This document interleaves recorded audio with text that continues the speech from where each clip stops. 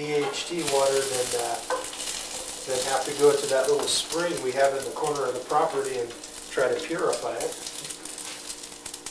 I mean, I got water purification kits for that very reason, but I wouldn't want to have to use it unless I had to. It's amazing how non-stick these cast iron pots or pans are once you understand how to use them. It doesn't actually just slide right off like a tea fowl pan or all that, but it's actually very good.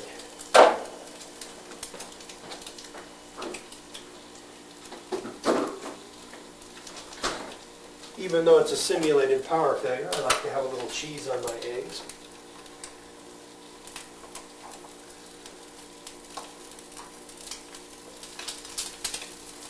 And in a little while, I'm going to try to plug my little power supply in and see if I can use it to fire up my cable router and plug in my tablet PC, and then I can surf up some YouTube videos.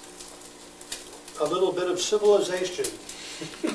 Now, in a real power failure, it's a good chance that that YouTube or that Comcast wouldn't be, running, but it's still worth a shot. At least I'll have everything I need for my end of it.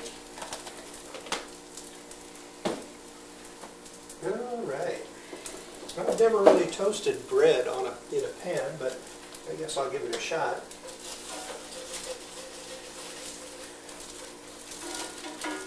Plenty of room in this big pan.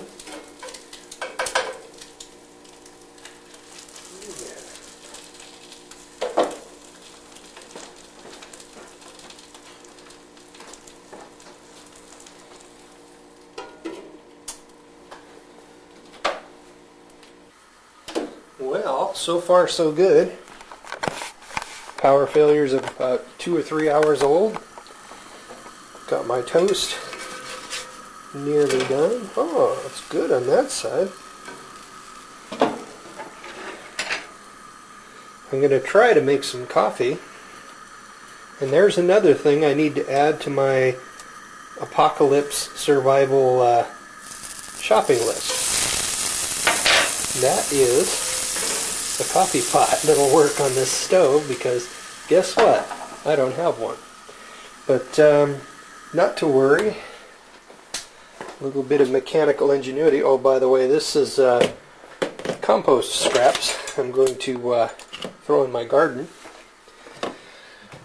I heard you can actually use compost directly, especially with like tomatoes. I think that they're able to actually access the nutrients even if it's not totally composted down. So I give it a shot. Coffee experiment. I'd hate to go without my coffee. Ooh, man, that stove got hot. Okay.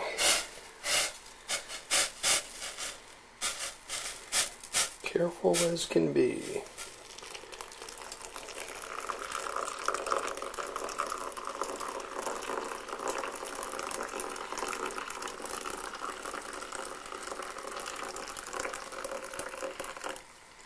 Don't want to overfill it. Oh, it's dripping. Hey. You know, the propane stove that I'm using to cook breakfast with, it doesn't stink at all. I mean, I don't smell a single thing coming out of it.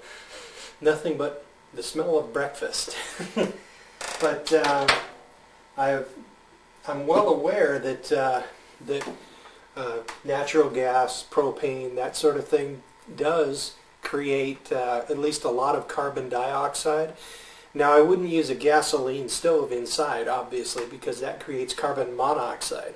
That actually sucks the oxygen right out of your bloodstream.